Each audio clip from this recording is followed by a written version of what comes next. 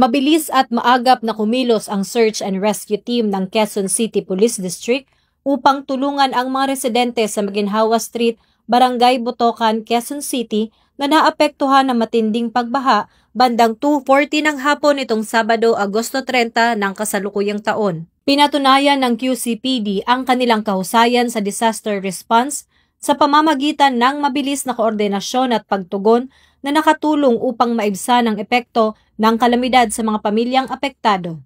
Kaugnay nito, tiniyak ng QCPD na naka-standby alert ang mga tauhan sa buong lungsod upang handang magbigay ng tulong sa anumang uri ng emergency.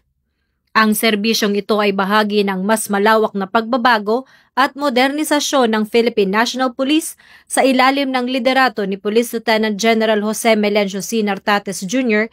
bilang bagong Acting Chief PNP, alinsunod sa 7-point agenda na naglalayong itaas ang antas ng serbisyo, seguridad at malasakit ng pulisya para sa mamamayang Pilipino.